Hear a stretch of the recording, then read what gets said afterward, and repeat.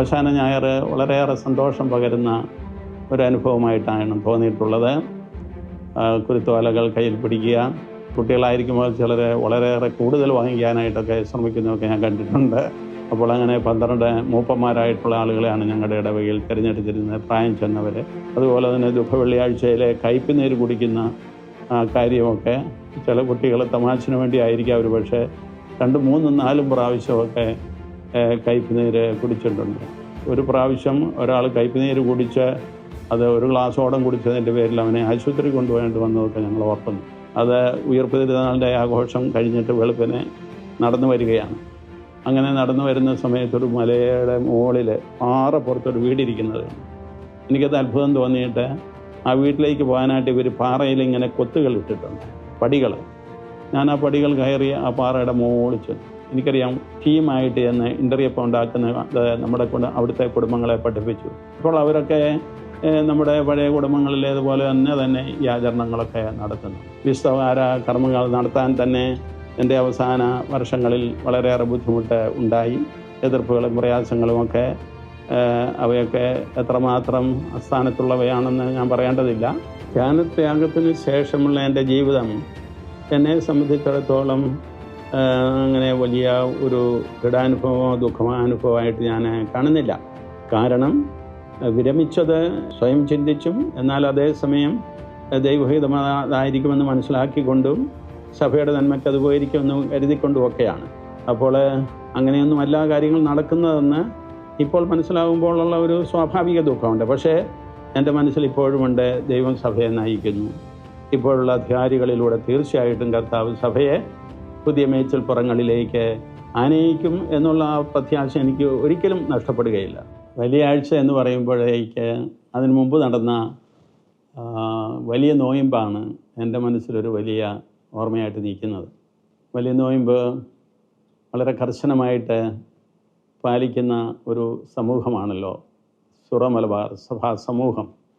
അതുപോലെ തന്നെ കേരളത്തിലെ കത്തോലിക്കർ പൊതുവിൽ. അപ്പോൾ ആ ഒരു വലിയ നോയമ്പ് ആചരണം ഞങ്ങളുടെ പ്രദേശത്തും വളരെ ശക്തമായി. അന്ന് ആ നോയമ്പാചരണത്തിൻ്റെ പ്രധാനപ്പെട്ട ഒരു ഓർമ്മ എന്താണെന്ന് ചോദിച്ചാൽ, ആ കാലത്ത് ദേവാലയത്തിൽ നടക്കുന്ന വിശുദ്ധ കുർബാന, വിശുദ്ധ കുരിശിൻ്റെ വഴി, അതുപോലെ തന്നെ മറ്റ് പ്രത്യേകമായ പരിത്യാഗ പ്രവർത്തികളാണ്. മാംസം, മത്സ്യം, മുട്ട ഇവ 3 ഉപേക്ഷിച്ചുകൊണ്ടുള്ള ഒരു ഭക്ഷണക്രമമായിരുന്നു അന്ന് വളരെ കൃത്യമായിട്ട് ഞങ്ങളുടെ കുടുംബങ്ങളിൽ പാലിച്ചിരുന്നത്. അപ്പോൾ അതുകൊണ്ട് ആ നോമ്പാചരണം കുട്ടികളായ ഞങ്ങളെ സംബന്ധിച്ചിടത്തോളം വളരെ വലിയ ഒരു ത്യാഗം തന്നെയാണ്.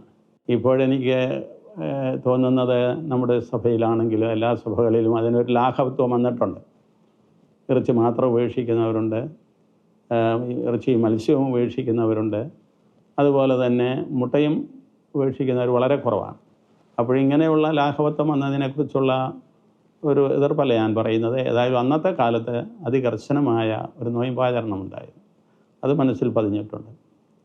പിന്നീട് നോയമ്പാചരണം കഴിഞ്ഞുള്ള ദിവസങ്ങളാണ് ഓശാന ഞായറാഴ്ച, പെസഹ വ്യാഴം, ദുഃഖവെള്ളി, ദുഃഖശനി, അതുപോലെ ഉയിർപ്പ് ഞായർ. ഓശാന ഞായർ വളരെയേറെ സന്തോഷം പകരുന്ന ഒരനുഭവമായിട്ടാണ് തോന്നിയിട്ടുള്ളത്. കുരുത്തോലകൾ കയ്യിൽ പിടിക്കുക, അത് കുട്ടികളായിരിക്കുമ്പോൾ ചിലർ വളരെയേറെ കൂടുതൽ വാങ്ങിക്കാനായിട്ടൊക്കെ ശ്രമിക്കുന്നതൊക്കെ ഞാൻ കണ്ടിട്ടുണ്ട്. എന്നാലും ഞങ്ങളുടെ വീട്ടിൽ നിന്ന് നിഷ്കർഷിച്ചിരുന്നു, അച്ഛൻ തരുന്നത് മാത്രമേ വാങ്ങിക്കാവുള്ളൂ എന്നൊക്കെ. അങ്ങനെ ആ ആഴ്ചയിലെ തിരുക്കർമ്മങ്ങളിൽ പങ്കെടുക്കുന്നതിന് അമ്മച്ചിയും പാപ്പനും എന്ന് പറഞ്ഞാൽ എൻ്റെ അപ്പനെ ഞങ്ങളങ്ങനെയാണ് വിളിച്ചിരുന്നത്, വളരെ നിർദ്ദേശങ്ങൾ നൽകിയാണ് വിടുന്നത്. അതൊക്കെ അക്ഷരശഃ ഞങ്ങൾ പാലിച്ചിരുന്നു.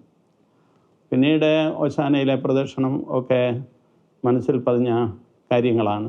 ഓശാനയിലെ കുരുത്തോലകൾ കൊണ്ട് കുരിശുരൂപം പോലെ ഉണ്ടാക്കുക, മറ്റു രൂപങ്ങളൊക്കെ ഉണ്ടാക്കുക, വീട്ടിൽ കൊണ്ട് ഏതൊരു അലങ്കരിക്കുക, ഇതൊക്കെ വളരെ സന്തോഷം പകരുന്ന അനുഭവങ്ങളായിരുന്നു ഓശാനയിൽ.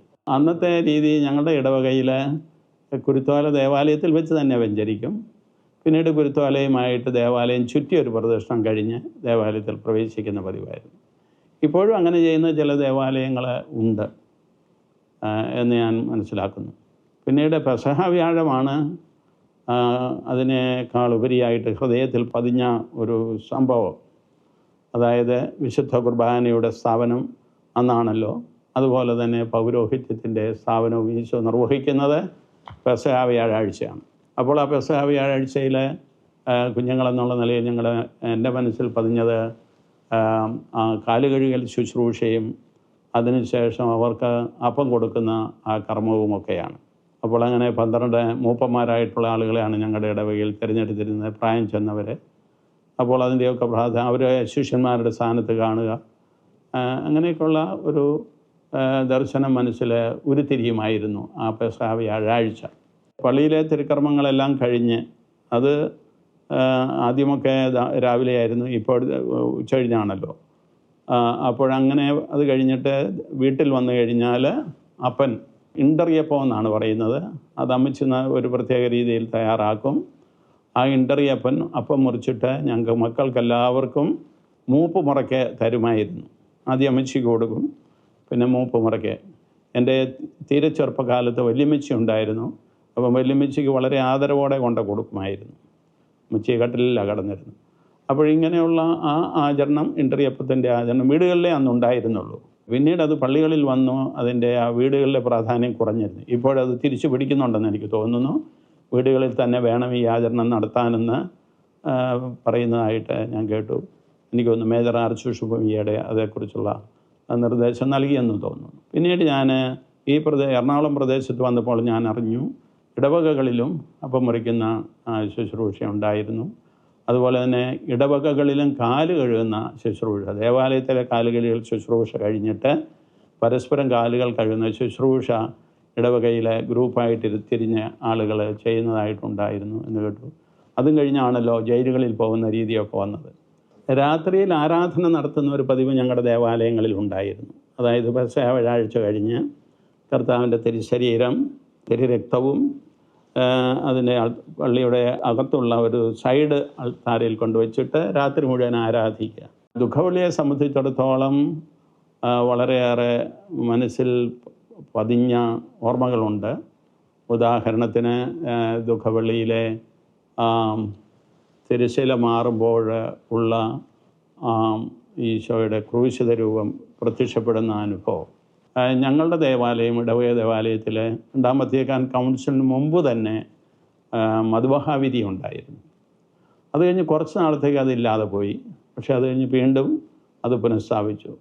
അതില്ലാതെ വന്ന സന്ദർഭങ്ങളിൽ ഉയിർപ്പ് ഞായറിനായാലും ഈശോയുടെ ജനന തിരുനാളിനായാലും ആ രൂപങ്ങൾ പ്രത്യക്ഷപ്പെടുത്തുന്നതിന് മുമ്പ് ലൈറ്റുകളെല്ലാം ഓഫ് ചെയ്ത് ഇരുട്ടായിട്ട് മദ്ബഹ സൂക്ഷിക്കുകയും ജനങ്ങൾക്ക് മാത്രം ലൈറ്റ് കൊടുക്കുകയും ചെയ്യുന്ന ഒരു രീതിയാണ് അവലംബിച്ചത്. പക്ഷേ ഇപ്പോൾ വിരിയുണ്ട്. വിരി മാറുമ്പോഴുണ്ടാകുന്ന ആ വലിയൊരു അനുഭവം, ഒരുപക്ഷെ അതിന് അനുഭൂതി എന്ന് തന്നെ വേണമെങ്കിൽ പറയാൻ സാധിക്കും. അത് വളരെ വലുതാണ്. അതായത് കർത്താവിൻ്റെ കുരിശുരൂപം പ്രത്യക്ഷപ്പെടുന്നു. അതിനുശേഷം വൈദികൻ ആ കുരിശുരൂപത്തെ മദ്ബഹായുടെ ആൾത്താരയുടെ മുൾഭാഗത്തു നിന്ന് ഇറക്കിക്കൊണ്ടുവന്ന് ജനങ്ങളുടെ വണക്കത്തിന് വേണ്ടി, ആരാധനയ്ക്ക് വേണ്ടി വയ്ക്കുന്ന ഒരു വലിയ കർമ്മമൊക്കെ വളരെയേറെ നമ്മുടെ ഹൃദയത്തെ സ്പർശിച്ചിട്ടുള്ള സംഭവങ്ങളാണ്. പിന്നീടൊന്ന് അന്നത്തെ കാലത്ത് ദുഃഖവെള്ളി ആചരണത്തിൻ്റെ ഭാഗമായിട്ട് ദേവാലയത്തിനുള്ളിൽ ഒരു കുരിശിൻ്റെ വഴിയുണ്ട്. അതുകൂടാതെ ഒന്നുകിൽ ദേവാലയത്തിന് പുറത്ത് അല്ലെങ്കിൽ ഏതെങ്കിലും മറ്റൊരു പള്ളിയിൽ നിന്ന് ഈ പള്ളിയിലേക്ക് അങ്ങനെയൊക്കെയുള്ള കുരിശിൻ്റെ വഴിയുണ്ടായിരുന്നു. ഞങ്ങളെ സംബന്ധിച്ചിടത്തോളം ഉച്ച കഴിഞ്ഞുള്ള കുരിശിൻ്റെ വഴി ഞങ്ങളുടെ ഒരു കുരിശ് പള്ളിയിൽ നിന്നാണ് വന്നിരുന്നത്. എൻ്റെ കാലത്ത് അത് ഇടവകയായി മാറിക്കഴിഞ്ഞപ്പോൾ പിന്നീട് മറ്റൊരു കുരിശ് പള്ളിയിൽ നിന്ന് ആ കുരിശിൻ്റെ വഴി വരും. ഞങ്ങളങ്ങോട്ട് കുരിശിൻ്റെ വഴി പകുതി അവിടെ ചെല്ലും. അത് കഴിഞ്ഞ് ബാക്കിയുള്ള പകുതിയിലേക്ക് അവരും ചൊല്ലിക്കൊണ്ട് ഇടവകയിലേക്ക് വരുന്ന ആ പതിവൊക്കെ വളരെ ഏറെ വിശ്വാസത്തിൻ്റെ ഒരു വലിയ അനുഭവമായിട്ട് എനിക്ക് തോന്നുന്നതാണ്. അതുപോലെ തന്നെ ദുഃഖവെള്ളിയാഴ്ചയിലെ കയ്പ് നീര് കുടിക്കുന്ന കാര്യമൊക്കെ ചില കുട്ടികൾ തമാശന് വേണ്ടി ആയിരിക്കാം ഒരു പക്ഷേ 2, 3, 4 പ്രാവശ്യമൊക്കെ കയ്പ് നീര് കുടിച്ചിട്ടുണ്ട്. ഒരു പ്രാവശ്യം ഒരാൾ കയ്പ് നീര് കുടിച്ച് അത് ഒരു ഗ്ലാസ്സോളം കുടിച്ചതിൻ്റെ പേരിൽ അവനെ ആശുപത്രി കൊണ്ടുപോയിട്ട് വന്നതൊക്കെ ഞങ്ങൾ ഓർക്കുന്നു. അപ്പോൾ ഇങ്ങനെയുള്ള ഓർമ്മകളൊക്കെ മനസ്സിലുണ്ട്. ഏതായാലും കർത്താവായ ഈശോ മിശിഹായുടെ പീഡാസഹനത്തോടും കുരിശുമരണത്തോടും കഴിവതും ഐക്യപ്പെടുന്ന ഒരു അനുഭവം പോലെ അന്നത് തോന്നിയിട്ടുണ്ട്. ഒരു നേരത്തെ സംബന്ധിച്ചിടത്തോളം ഞങ്ങൾക്ക് വീട്ടിൽ കുഞ്ഞുങ്ങൾക്ക് ഒരു നേരം ഉണ്ടായിരുന്നില്ല. മുതിർന്ന സഹോദരന്മാർ അതനുഷ്ഠിച്ചിരുന്നു. എൻ്റെ കാലത്ത് അമ്മയും അപ്പനും നിർബന്ധപൂർവ്വം എല്ലാ വെള്ളിയാഴ്ചയും ഒരു നേരം, ദുഃഖവെള്ളിയാഴ്ചയും ഒരു നേരം. ദുഃഖവെള്ളിയാഴ്ച കുട്ടികൾക്ക് പോലും കർശനമാണ്. കാരണം പള്ളിയിലെ കർമ്മങ്ങൾ കഴിഞ്ഞ് വരുമ്പോൾ തന്നെ ഉച്ചയാകും. ആ സമയത്ത് സസ്യാഹാരം വളരെ എല്ലാവരും പായസത്തോടു കൂടി ഉണ്ടാക്കി ഉച്ചയ്ക്ക് എല്ലാവരും ഭക്ഷണം കഴിക്കുന്നു. പിന്നെ വൈകുന്നേരവും അല്പം കഞ്ഞി തരത്തേ ഉള്ളൂ. അങ്ങനെയൊക്കെയുള്ള ആ ഒരു നേരം അന്നും വളരെ കൃത്യമായ രീതിയിൽ പാലിച്ചു. ഇന്നും ഒരു നേരം കൃത്യമായിട്ട് പാലിക്കുന്ന ആളുകൾ നമ്മുടെ സഭയിൽ കൂടിക്കൂടി വരുന്നുണ്ട്. കുത്തപ്പാന വായന അന്നും അവിടെ ഉണ്ടായിരുന്നു. പക്ഷേ എല്ലാവർക്കും അത് ഈണത്തിൽ പാടാനുള്ള സൗകര്യം ഇല്ലാഞ്ഞതുകൊണ്ട് ഒന്നോ രണ്ടോ പേര് കൂടി വായിക്കും. അതെല്ലാ വീടുകളിലും കുറച്ച് പേരൊക്കെ വായിക്കുന്ന ഒരു പതിവുണ്ടായിരുന്നു. അത് ദിവസം മുഴുവൻ വായിക്കുന്ന രീതിയൊന്നും ഞങ്ങളുടെ വീട്ടിലില്ലായിരുന്നു. ഏതായാലും ഈ വലിയ ആഴ്ചയുടെ ആചരണം അത് നമ്മുടെ വിശ്വാസ ജീവിതത്തെ ശക്തിപ്പെടുത്തിയ ഒരു അനുഭവമാണ്. ആണ്ടുവട്ടത്തിൽ അതാണ് ഏറ്റവും കൂടുതൽ നമ്മളെ ആഴത്തിൽ കർത്താവിൻ്റെ പീഡാസഹന മരണ ഉത്ഥാനം എന്നുള്ള രക്ഷാകര രഹസ്യത്തോട് കൂടുതൽ അടുപ്പിക്കുന്നു. ഏതായാലും ഈ ശുശ്രൂഷകളെല്ലാം നമ്മെ കൂടുതലായിട്ട് കർത്താവിൻ്റെ സ്നേഹത്തിൻ്റെയും പരിത്യാഗത്തിൻ്റെയും സന്ദേശത്തിലേക്കും സാക്ഷ്യത്തിലേക്കും കൊണ്ടുവരുന്നു എന്നുള്ളത് ഉറപ്പാണ്. വീട്ടിലെ എല്ലാവരും ആത്മീയമായിട്ടുള്ള ചൈതന്യത്തിൽ പൂർണ്ണമായിട്ട് പെരുമാറുന്ന ഒരു കാലഘട്ടമാണ് നോമ്പ് കാലവും വലിയാഴ്ചയുടെ ആചരണത്തിൻ്റെ കാലവും. ഞാൻ ഓർക്കുന്നുണ്ട്, കലഹത്തിലായിരിക്കുന്ന കുടുംബങ്ങളെയൊക്കെ രമ്യപ്പെടുത്തുന്നതിന് വേണ്ടി ചില ആളുകളുടെ നേതൃത്വത്തിലുള്ള ചർച്ചകളൊക്കെ നടക്കുകയും ആ കുടുംബങ്ങളൊക്കെ ശാന്തിയിലേക്കും സമാധാനത്തിലേക്കും വരുന്നതായിട്ടൊക്കെ. ഏതായാലും എൻ്റെ വീട്ടിലെ അനുഭവത്തിൽ നോമ്പ് കാലത്തും വലിയ ആഴ്ചയിലുമൊക്കെ വളരെ വലിയ ഒരു സ്നേഹത്തിൻ്റെ ചൈതന്യം നിലനിന്നതായിട്ടാണ് എനിക്ക് തോന്നിയിട്ടുള്ളത്. ഒരു കലഹവും ശണ്ടയും ഒന്നും ആ കാലഘട്ടത്തിലോ പൊതുവിലേ ഇല്ലായിരുന്നു എന്ന് എനിക്ക് തോന്നുന്നു. ശണ്ടകളുണ്ടായാലും ഉടനടി അത് അവസാനിപ്പിക്കുന്ന രീതിയാണ്. പൗരോഹിത്യത്തിൻ്റെ ആദ്യ നാളുകൾ എനിക്ക് ആദ്യം നിയമനം കിട്ടിയത് അന്നത്തെ അവിഭക്ത ചങ്ങനാശ്ശേരി അതിരൂപതയുടെ കിഴക്കുള്ള, ഇപ്പോൾ അത് കാഞ്ഞിരപ്പള്ളി രൂപതയിലെ കൊച്ചു തോവാള എന്ന ഒരു പള്ളിയിലേക്കാണ് വലിയ ആഴ്ച നടത്താനായിട്ട് എന്നെ അയച്ചത്. അപ്പോൾ അത് തീർച്ചയായിട്ടും വലിയൊരു അനുഭവമായിരുന്നു. കട്ടപ്പന എന്ന് പറയുന്ന ഫൊറോന പള്ളിയിൽ നിന്ന് കൃത്യം എനിക്കറിഞ്ഞുകൊണ്ട് ഏകദേശം 4 കിലോമീറ്ററോളം ഉണ്ട്. നടന്ന് പോയി ഈ 4 ദിവസങ്ങളിലെയും വലിയ കർമ്മങ്ങൾ, അതുപോലെ തന്നെ വലിയ ആഴ്ചയിലെ ചൊവ്വാഴ്ചയും ബുധനാഴ്ചയുള്ള കുമ്പസാരങ്ങൾ ഒക്കെ നടത്തിയിരുന്നു. അത് നടന്നു പോവുക, തിരിച്ച് നടന്നു വരിക. ഞാൻ ഓർക്കുന്നു, ഒരിക്കൽ തിരിച്ച് നടന്നു വരുന്ന സമയത്ത് അത് ഉയിർപ്പ് തിരുനാളിൻ്റെ ആഘോഷം കഴിഞ്ഞിട്ട് വെളുപ്പിനെ നടന്നു വരികയാണ്.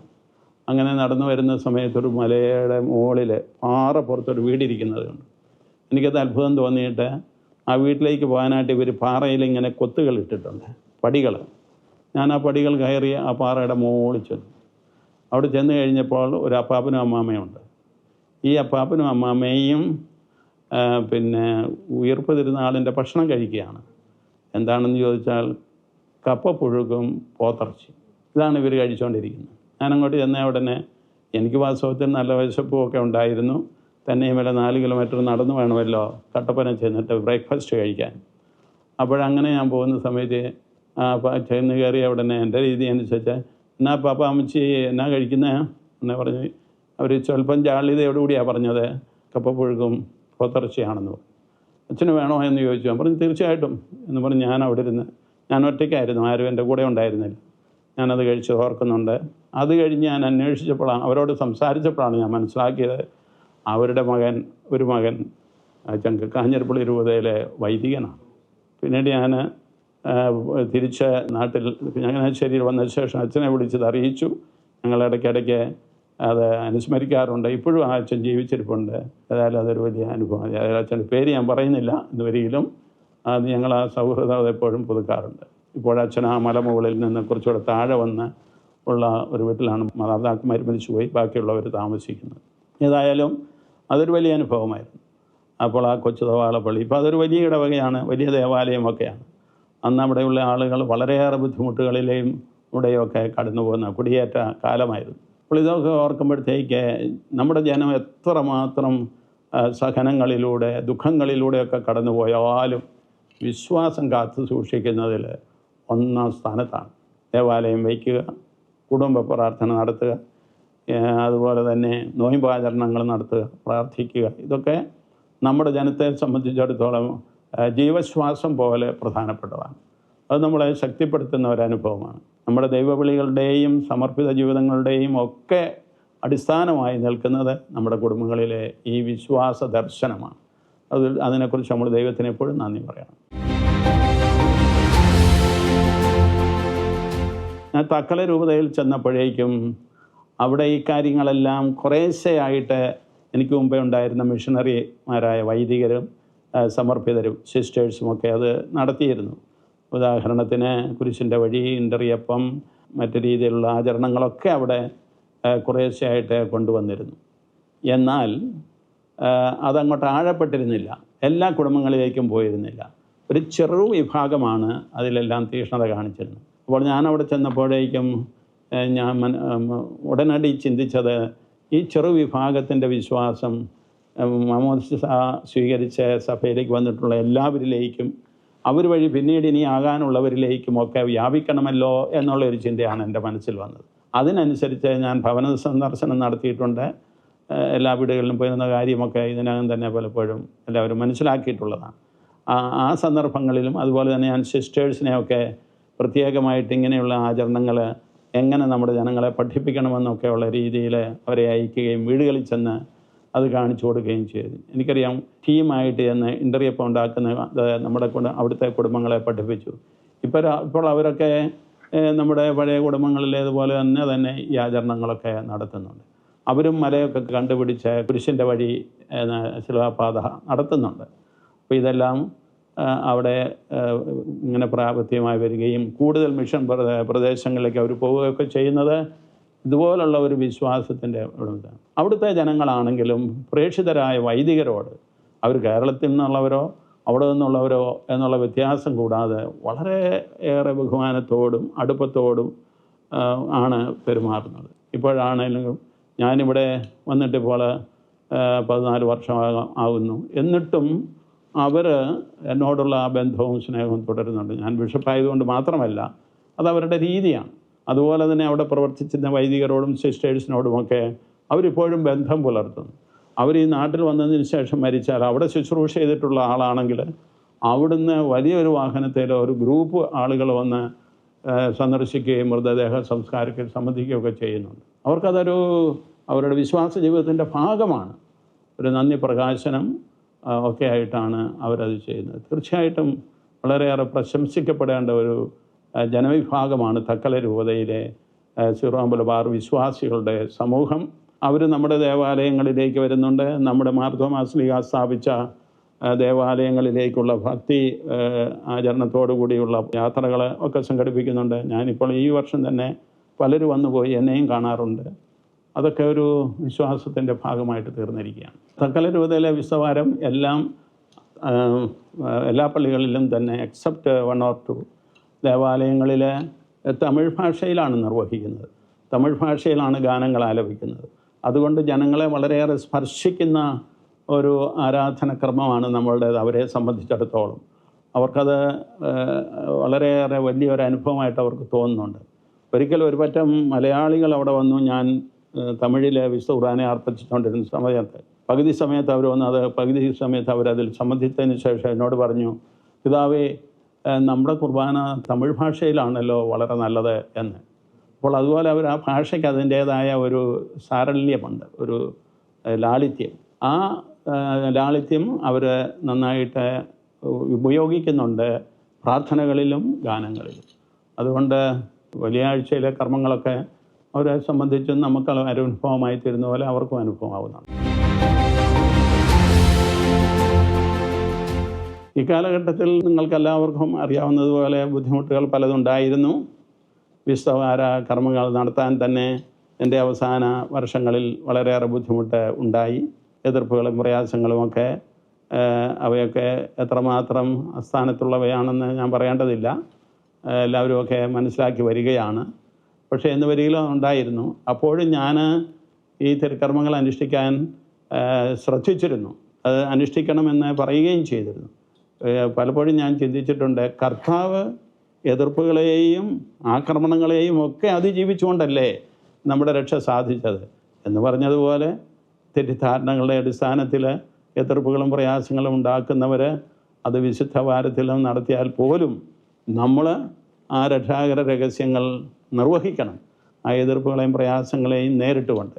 അത് ആക്രമണത്തിന് പ്രത്യാക്രമണം എന്നുള്ള രീതിയിലല്ല, പിന്നെയോ അതിൻ്റെ നടുവിലും നമ്മുടെ രക്ഷാരഹസ്യങ്ങളുടെ അനുസ്മരണം ആഘോഷിച്ചുകൊണ്ട് നമ്മുടെ ജീവിതത്തെ ധന്യമാക്കാനും മറ്റുള്ളവർക്ക് പ്രചോദനം പകരാനും ശ്രമിക്കണമെന്നുള്ള രീതിയിലാണ് ഞാൻ എൻ്റെ അവസാനത്തെ എറണാകുളം കത്തീഡ്രൽ ബസിലിക്കായിലുള്ള ഓശാന ഞായർ, പെസഹ വ്യാഴം, അതുപോലെ തന്നെ ഉയിർപ്പ് തിരുനാൾ എന്നിവ ആചരിച്ചത്. അത് ചെയ്തതിനെക്കുറിച്ച് എനിക്കിപ്പോൾ സന്തോഷമേ ഉള്ളൂ, സംതൃപ്തിയേ ഉള്ളൂ. അത് ചെയ്യണം. കാരണം എതിർപ്പുകളുടെ പേരിൽ നമുക്ക് ഉപേക്ഷിക്കാൻ പാടില്ല എന്നുള്ളതാണ് വ്യക്തിപരമായ അഭിപ്രായം. തക്കലയിലെ ആചരണങ്ങളെക്കുറിച്ച് ചോദിച്ച സന്ദർഭത്തിൽ വലിയാഴ്ചയിലെ ആചരണം എന്നതിനേക്കാൾ ഉപരി അതിനോട് ബന്ധപ്പെട്ട വലിയൊരു ആചരണമാണ് മൃതദേഹ സംസ്കാരം. ഈ മൃതദേഹ സംസ്കാരത്തിന് അവിടെയുള്ള പതിവ് വീടുകളിൽ തങ്ങളുടെ മാതാപിതാക്കളെയും ബന്ധുക്കളെയും അടക്കുക എന്നുള്ളതാണ്. ഞാൻ കേരളത്തിൽ നിന്ന് ചെന്നപ്പോൾ എനിക്കതൊരു വലിയ ഒരു അനാചാരമായിട്ട് തോന്നി. വീടുകളിൽ നടക്കണോ, പള്ളിയിലല്ലേ അടക്കേണ്ടത് എന്നുള്ള രീതി. ഇവിടെ നിന്ന് പോയ വൈദികരും അങ്ങനെയാണ് ചിന്തിച്ചിരുന്നത്. അവർ മലയാളികളായിട്ടുള്ള വൈദികർ, അവരും എന്നോട് പറയുക. അപ്പോൾ ഞാൻ അവരുമായിട്ട് ചർച്ച ചെയ്തപ്പോഴത്തേക്ക് അവരിൽ നിന്ന് വലിയൊരു വെളിച്ചം എനിക്ക് കിട്ടി. അവർ പറയുന്നു, പിതാവ് എന്താ അങ്ങനെ പറയുന്നത്? നമ്മുടെ മരിച്ചവർ നമ്മളോടുകൂടി ഇല്ലേ? അവർ സ്വർഗത്തിലാണെങ്കിലും നമ്മുടെ കൂടെയല്ലേ ആയിരിക്കുന്നത്? അതുകൊണ്ട് അവരെ നമ്മുടെ വീട്ടിൽ തന്നെ നമ്മൾ സൂക്ഷിക്കണ്ടേ? അതുകൊണ്ട് ഞങ്ങൾ എല്ലാ ദിവസവും പ്രാർത്ഥനയ്ക്ക് മുമ്പ് അവരുടെ കബറിടങ്ങളിൽ തിരി തെളിച്ചതിന് ശേഷം അവരോടൊപ്പമാണ് പ്രാർത്ഥിക്കുന്നതെന്നൊക്കെ എന്നോട് പറഞ്ഞു. അതെന്തിനാ പിതാവ് മാറ്റുന്നത്? എന്തിനാ പൊതു സെമിത്തേരി ഉണ്ടാക്കുന്നതെന്നൊക്കെ ചോദിച്ചപ്പോഴത്തേക്ക് വാസ്തവത്തിൽ ഞാൻ എൻ്റെ ചിന്ത മാറ്റി. അവർ പറയുന്നതിനും അർത്ഥമുണ്ടല്ലോ എന്ന് ഞാൻ ഓർത്തു. കാരണം എല്ലാ ദിവസവും അവർ ഒരുപക്ഷെ സെമിത്തേരിയിൽ കൊണ്ട് അടക്കുന്നവരെക്കാൾ കൂടുതലായിട്ട് അവർ സ്വന്തം പോലെ അവരുടെ മാതാപിതാക്കളെ കരുതി അടക്കുന്നു. പക്ഷേ എന്ന് വരികിലും പൊതു സെമിത്തേരികളും അവരുണ്ടാക്കുന്നുണ്ട്. ചില സ്ഥലങ്ങളിൽ വീടുകളിൽ സൗകര്യമില്ലാത്തവരൊക്കെ പൊതു സെമിത്തേരിയിൽ അടക്കുന്നുണ്ട്. അപ്പോൾ അത് ഞാൻ ഓർക്കുകയായിരുന്നു. അപ്പോൾ ഉത്ഥാനത്തെക്കുറിച്ചുള്ള ഒരു ചിന്ത വളരെ ലളിതമായ രീതിയിൽ അവരുടെ മനസ്സുകളിലുണ്ട്. അതിനെ ഉത്ഥാനത്തിൻ്റെ രഹസ്യത്തോട് ചേർത്ത് അവതരിപ്പിക്കുവാൻ എനിക്ക് വളരെ എളുപ്പമായിരുന്നു അവിടെയുള്ള സന്ദർഭങ്ങളിൽ. അപ്പോൾ അവരോട് പ്രസംഗിക്കുമ്പോൾ ഞാൻ പറയും, നിങ്ങൾ നിങ്ങളുടെ മാതാപിതാക്കളെയും ബന്ധുക്കളെയും ഒക്കെ വീട്ടുവളപ്പിൽ തന്നെ സൂക്ഷിക്കുന്നില്ലേ? നിങ്ങൾ സ്വർഗത്തിലും ഭൂമിയിലും ആയിരിക്കുന്നു എന്നുള്ളതിൻ്റെ ഒരു വലിയ അനുഭവമാണത്. നമ്മുടെ വിശ്വാസ ജീവിതം അങ്ങനെയാണ്. നാം ഈ ലോകത്തിൽ ജീവിക്കുമ്പോൾ തന്നെ സ്വർഗത്തിൽ തന്നെയാണ് ജീവിക്കുന്നത്. ആ സ്വർഗീയ ജീവിതത്തിൻ്റെ തുടർച്ചയാണ് നമുക്ക് പരലോകത്തിൽ ലഭിക്കുന്നത്. കർത്താവ് തന്നെ പറയുന്ന ആത്മാവിൽ ദരിദ്രർ ഭാഗ്യവാന്മാർ, ദൈവരാജ്യം അല്ലെങ്കിൽ സ്വർഗരാജ്യം അവരുടേതാണ്. എന്ന് വെച്ചാൽ ഇവിടെ തന്നെ നമ്മൾ ദാരിദ്ര്യത്തെ ദൈവം നൽകുന്ന നല്ല അവസ്ഥയായിട്ട് കരുതി സ്വീകരിക്കുകയും ദൈവത്തിൽ ആശ്രയിക്കുകയും അധ്വാനിക്കുകയും പരിശ്രമിക്കുകയും ഒക്കെ ചെയ്യുകയാണെങ്കിൽ we are already in the kingdom of God, ദൈവരാജ്യത്തിലാണ്. അപ്പോൾ അങ്ങനെയുള്ള ഈ ദൈവരാജ്യ അനുഭവത്തിൻ്റെ തുടർച്ചയാണ് സ്വർഗമെന്ന് പറയാൻ അവരെ പറഞ്ഞ് മനസ്സിലാക്കാൻ വളരെ എളുപ്പമാണ്. ധ്യാനത്യാഗത്തിന് ശേഷമുള്ള എൻ്റെ ജീവിതം എന്നെ സംബന്ധിച്ചിടത്തോളം അങ്ങനെ വലിയ ഒരു പീഡാനുഭവമോ ദുഃഖമാനുഭവമായിട്ട് ഞാൻ കാണുന്നില്ല. കാരണം വിരമിച്ചത് സ്വയം ചിന്തിച്ചും എന്നാൽ അതേസമയം ദൈവഹിതമായിരിക്കുമെന്ന് മനസ്സിലാക്കിക്കൊണ്ടും സഭയുടെ നന്മയ്ക്ക് അത് ഉപകരിക്കുമെന്ന് കരുതിക്കൊണ്ടുമൊക്കെയാണ്. അപ്പോൾ അങ്ങനെയൊന്നും എല്ലാ കാര്യങ്ങളും നടക്കുന്നതെന്ന് ഇപ്പോൾ മനസ്സിലാകുമ്പോഴുള്ള ഒരു സ്വാഭാവിക ദുഃഖമുണ്ട്. പക്ഷേ എൻ്റെ മനസ്സിൽ ഇപ്പോഴുമുണ്ട്, ദൈവം സഭയെ നയിക്കുന്നു. ഇപ്പോഴുള്ള അധികാരികളിലൂടെ തീർച്ചയായിട്ടും കർത്താവ് സഭയെ പുതിയ മേച്ചിൽപ്പുറങ്ങളിലേക്ക് ആനയിക്കും എന്നുള്ള ആ പ്രത്യാശ എനിക്ക് ഒരിക്കലും നഷ്ടപ്പെടുകയില്ല. എന്തു വന്നാലും അത് നഷ്ടപ്പെടുകയില്ല. അത് ഞാൻ കാത്തു സൂക്ഷിക്കും. കാരണം നമ്മളല്ല സഭയെ നയിക്കുന്നത്, കർത്താവായ ഈശോ മിശിഹാ. കപ്പിത്താൻ കർത്താവ് തന്നെയാണ്. ആ കപ്പിത്താനോട് കൂടി നമ്മൾ തുഴഞ്ഞാൽ മതി. അപ്പോൾ നമ്മൾ തുഴയാനായിട്ട് നമ്മളെ കർത്താവ് പറഞ്ഞ വാക്കുകളുമുണ്ട്, അവിടുത്തെ കൽപ്പനകളുമുണ്ട്. അങ്ങനെ നമ്മൾ തുഴയണം. ഇപ്പോൾ തുഴച്ചിലിന് കൂട്ടത്തിൽ തുഴയാൻ സാധിക്കാതെ നിൽക്കുന്നവരൊക്കെ ഉണ്ടെന്നുള്ളത് വസ്തുത. അപ്പോൾ ഇതാണ് എനിക്കുള്ള ഇപ്പോഴത്തെ ചിന്ത.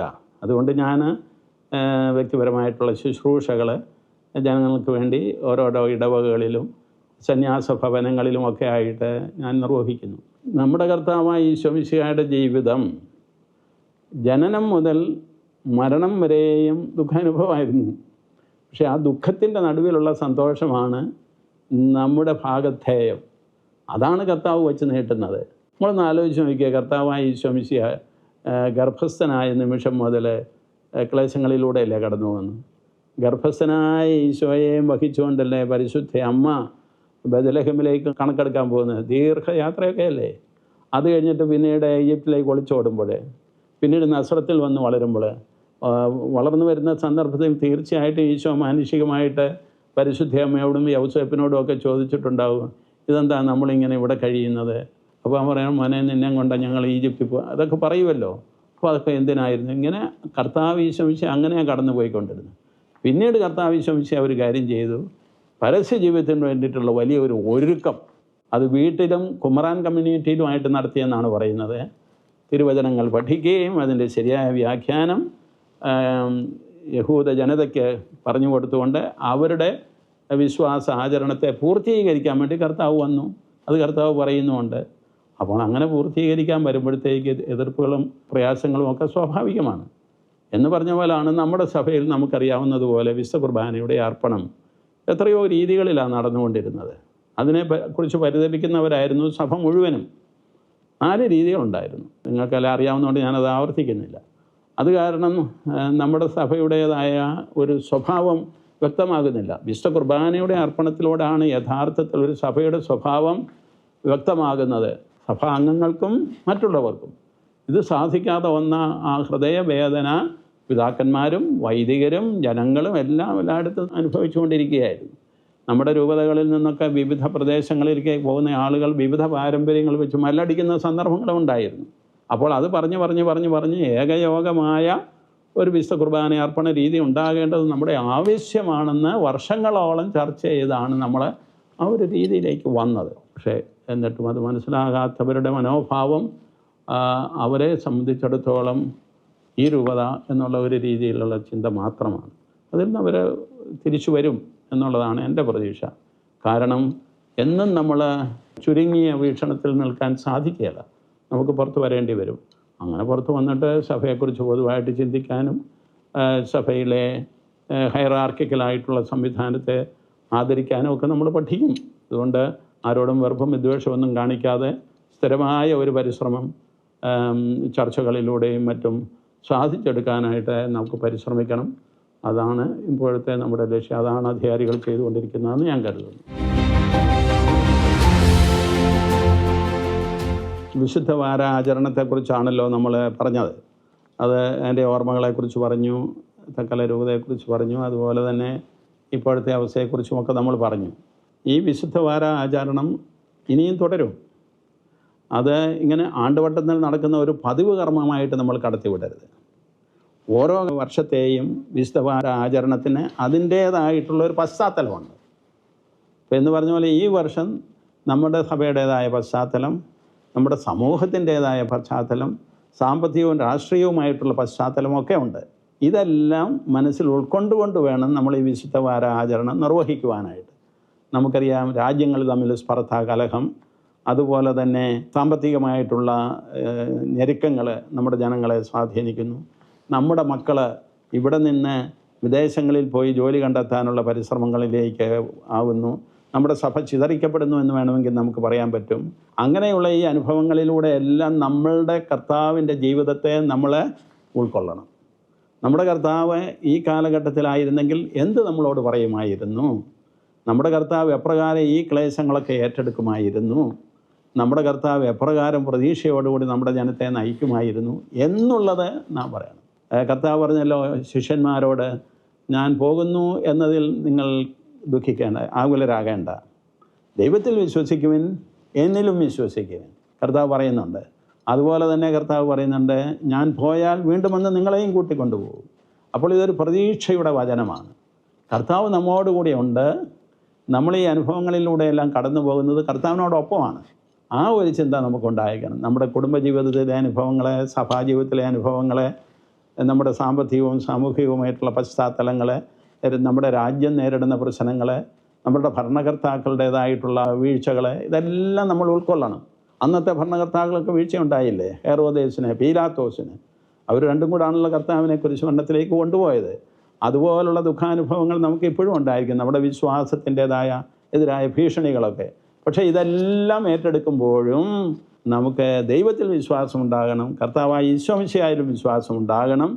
അവിടുന്ന് നമ്മോടൊപ്പം ഉണ്ടെന്നും അവിടുന്നാണ് നമ്മുടെ ജീവിതപാതയിൽ നയിച്ചുകൊണ്ടിരിക്കുന്നതെന്നുള്ള അടിസ്ഥാനപരമായിട്ടുള്ള ഒരു വിശ്വാസം നമുക്കുണ്ടായിരുന്നു. അതുകൊണ്ട് ഓരോ വർഷവും വരും അവസാന ഞായർ, വ്യാഴം, ദുഃഖവള്ളി, ദുഃഖശനി, ഉയർപ്പ് ഞായർ എന്നങ്ങ് ചിന്തിക്കാതെ, അങ്ങനെ ചിന്തിച്ചങ്ങ് വിടാതെ, ഇതൊരാചരണമാക്കി മാറ്റാതെ, ഇന്നത്തെ പശ്ചാത്തലത്തിൽ, ഈ വർഷത്തിൻ്റെ പശ്ചാത്തലത്തിൽ, ഈ അടുത്ത കാലത്തുണ്ടായിട്ടുള്ള സംഭവങ്ങളുടെ വെളിച്ചത്തിൽ എപ്രകാരം എനിക്ക് ഈശോയുടെ സഹനത്തിലൂടെ, മരണത്തിലൂടെ, ഉത്ഥാനത്തിലൂടെ കടന്നു പോകാമെന്നുള്ളതായിരിക്കണം ഓരോ വിശ്വാസിയുടെയും ചിന്ത, ഓരോ ഇടവകയുടെയും ചിന്ത.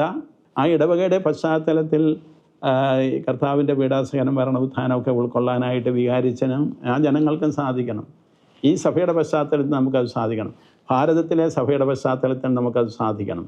അതുപോലെ തന്നെ ആഗോള വ്യാപകമായ സഭയുടെ ആ ജീവിതത്തിൽ നമുക്ക് ഇപ്പം നമ്മുടെ പരിശുദ്ധ പിതാവ് രോഗഗ്രസ്തനാണ്, രൂക്ഷമായ അവസ്ഥയിൽ നിന്നും കടന്നു വന്നിട്ടുണ്ട്.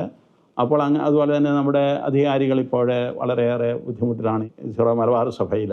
ഇതെല്ലാം നമ്മൾ മനസ്സിൽ കണ്ടുകൊണ്ട് എപ്രകാരം നമുക്കല്ലാതെ കർത്താവായ ഈശോ മിശിഹാ അതിജീവിച്ചതുപോലെ മുന്നോട്ട് പോകാൻ സാധിക്കും. സീസറിനുള്ളത് സീസറിന് കൊടുത്ത് ദൈവത്തിനുള്ളത് ദൈവത്തിന് കൊടുക്കുവാനുള്ള മനോഭാവം നമ്മൾ സൃഷ്ടിക്കണം. അങ്ങനെയുള്ള ഒരു പീഡാനുഭവ വാരാചരണം അല്ലെങ്കിൽ വലിയ ആഴ്ചയുടെ ആചരണം നിർവഹിക്കാനായിട്ട് നമുക്ക് പരിശ്രമിക്കാം. എല്ലാറ്റിനുപരി എല്ലാത്തിനെയും അതിജീവിക്കുന്ന കർത്താവിൻ്റെ ഉത്ഥാനം നമ്മളെ ശക്തിപ്പെടുത്തുമെന്നുള്ള പ്രത്യാശ നമുക്കുണ്ടായിരിക്കണം. വിസ്തുവാര ആചരണം കൊണ്ട് നമ്മളെ എത്തിക്കുന്നത് ഉത്ഥാനത്തിൻ്റെ മഹത്വത്തിലേക്കാണ്. സോ ആ ഒരു രീതിയിൽ നമ്മുടെ ഈ വലിയ ആഴ്ചയുടെ ആചരണം തീരട്ടെ. സഹനങ്ങളും മരണങ്ങളും കഴിഞ്ഞുള്ള ഉത്ഥാനത്തിലേക്ക് നമുക്ക് പ്രവേശിക്കാം. ദൈവം നമ്മളെ എല്ലാവരെയും അനുഗ്രഹിക്കട്ടെ. ഈ ഷക്കീന TV-യുടെ പ്രേക്ഷകരായിട്ടുള്ള എല്ലാവർക്കും ഞാൻ വരാനിരിക്കുന്ന ഉയർപ്പ് തിരുനാളിൻ്റെ മംഗളങ്ങൾ ആശംസിക്കുന്നു. ദൈവത്തിന് സ്തുതി.